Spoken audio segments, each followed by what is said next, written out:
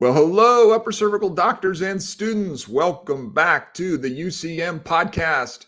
I'm very excited to be with you today. I am Dr. Bill Davis with UCM Practice Growth Systems, and we love to help doctors and students grow. And so on this podcast, that's exactly what we're going to do, continue to help you grow. Today, I have an awesome guest. And as always, if this information is useful to you, is helpful to you, helps you in your practice and your life, we appreciate the love. Like it, share it, subscribe to it, give us a 5-star review. We want to spread the word about what we're doing and how we're helping doctors and students to thrive. So today, my guest is once again a fantastic upper cervical chiropractor from Rochester, New York. It's Dr. Ed Gigliotti. Welcome back to the podcast, Dr. Ed. Awesome. Thanks for having me. So, Dr. Ed, you've been on the podcast a few times, but for anybody out there that doesn't know you, please just give them a little introduction to Dr. Ed. All right. Awesome. So we are, I'm an upper cervical chiropractor in Western New York. So I'm up in Rochester, New York. So our winter just ended.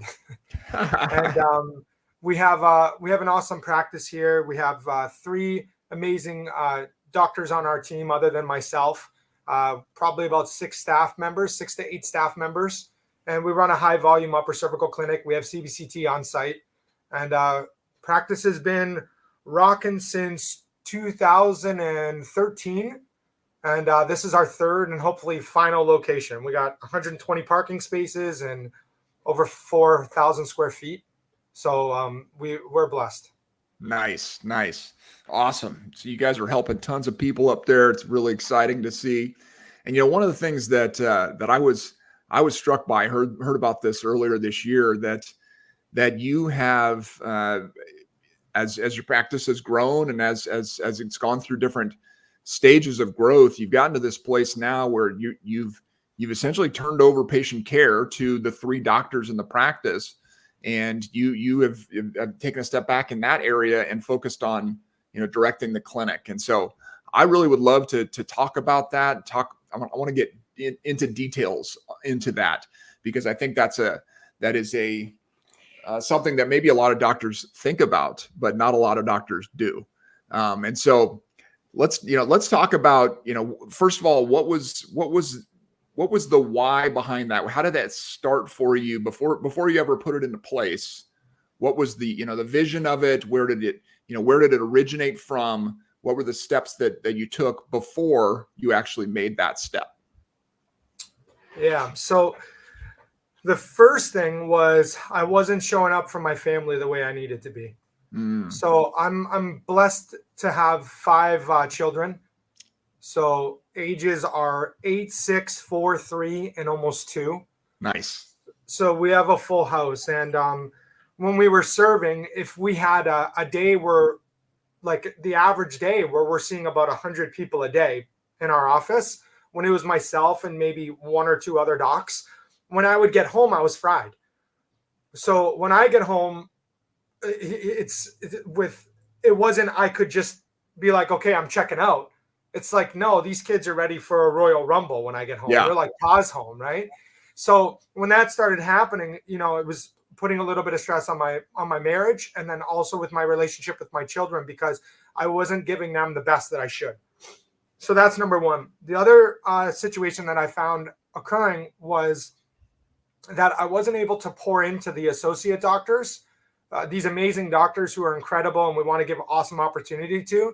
I wasn't able to help properly train them or pour into them the way I needed to, because I'm still focused on the floor, serving the person in front of me. So we were training them, but I wasn't really able to fine tune that training to the point where I could make them help them become master upper cervical doctors. Right.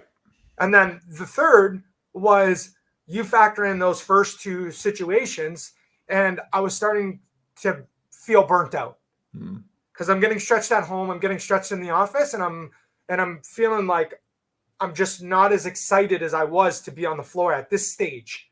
So I'm still on fire for chiropractic. I'm still on fire for upper cervical chiropractic. Yeah. Not that. It's just the way that I'm the position I'm being put in, I'm feeling like God's pulling me in a different direction. Right. With what's exciting me. Yeah. So that was kind of everything that led into it, right? And it was like, okay, something's got to give. I've got to make a change. I've got to change something so that the practice can keep thriving and you can continue to also thrive in every area of your life, right? And so talk about the steps that you took in order to go from where you were to where you are now. Okay. So the first step was had to properly hire who I needed to before I needed them. Yeah. So we went from two docs with the volume we're seeing, which was two docs in.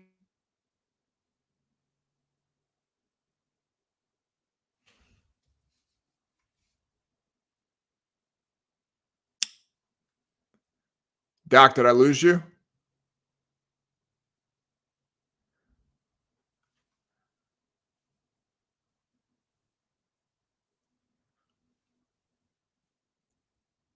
Probably around like 450.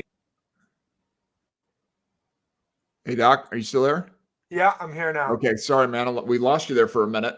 Yeah. So you were saying you started. You had the two docs, and you were starting to share what the volume was at that time. I think. Go ahead. Yeah. So with two docs and myself working full time, we could see about 450 to 480 a week, and that was probably like 80% of a full office. So it was pretty full. And then I realized that I wasn't able to.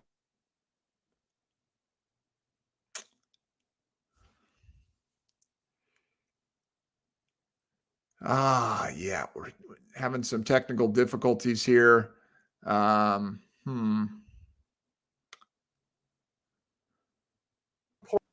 somebody to back. I could still yeah. Okay, man, this is tough. So let's try this. Do you want me to try and get my modem rebooted by my IT guy, or?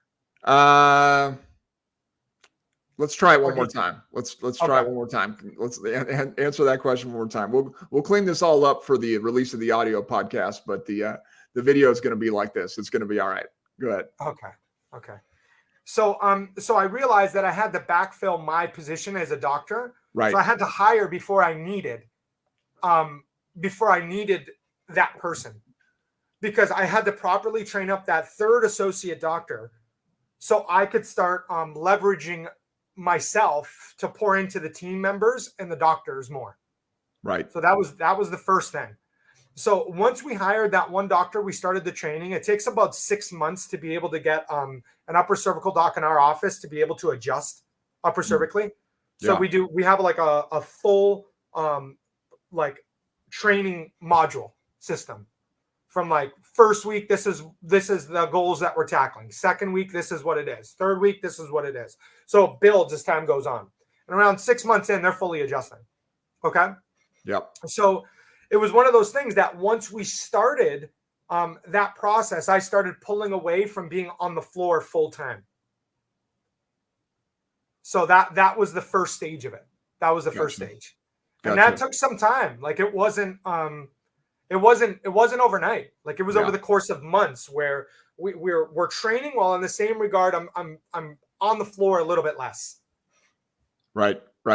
So that's, I mean, obviously that took an investment of time and money, right? To, like you said, to essentially give yourself enough margin to be able to step out, right?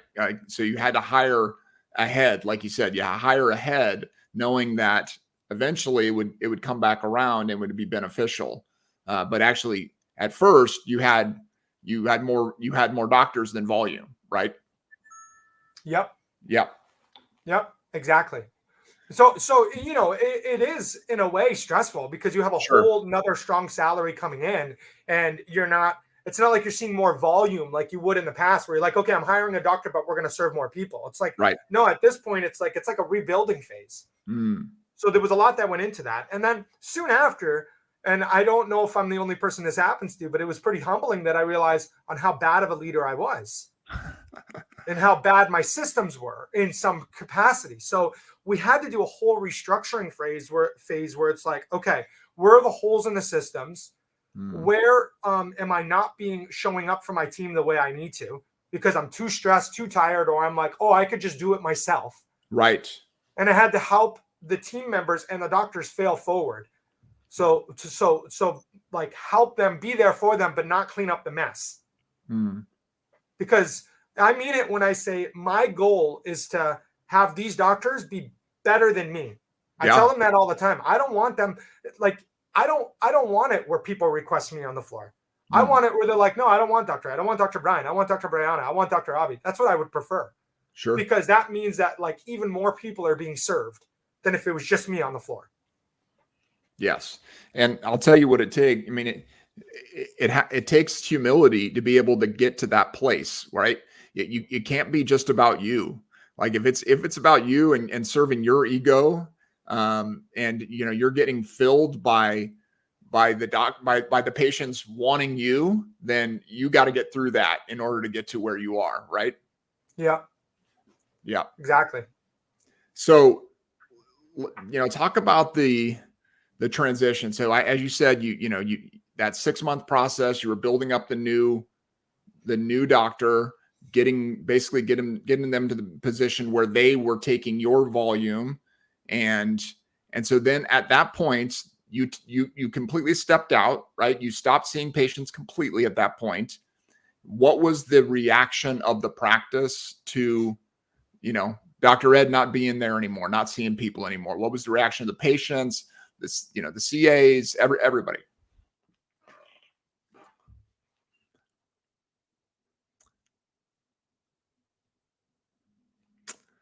Oh, Ed, we lost you again, I think. At first, I was on the floor. 50.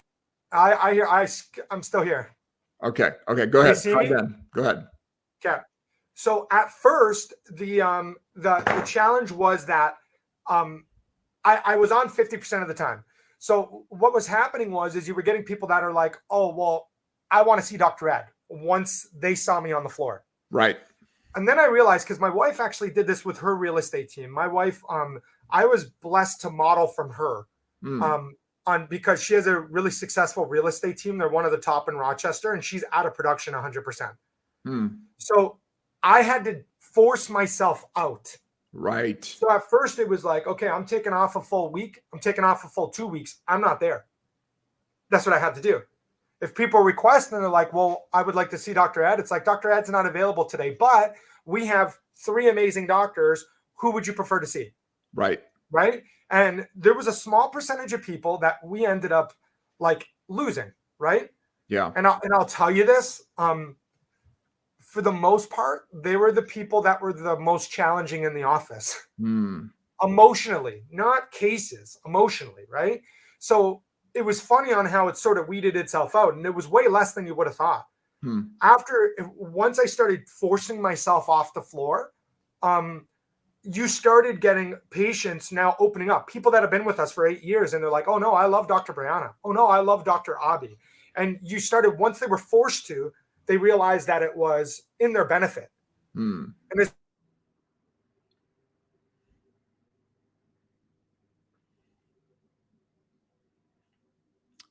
I lost you again. Man.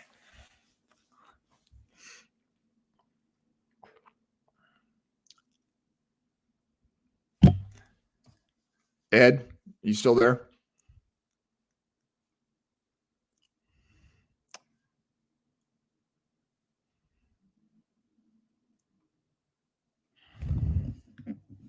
this is better for you. Dr. Ed's still here. He's still. Yeah, maybe we should try to reboot something at this point, because just keeps kicking us out. So I'm okay for timing. So if you okay, yeah, I got a little, so let me let's end this stream. You're frozen again. Okay. Let's end this, and we'll pick it up. I'll send you a new link. You want to try to reset anything you got, and then just let me know when we'll just come back in whenever you feel like, hopefully it's more stable.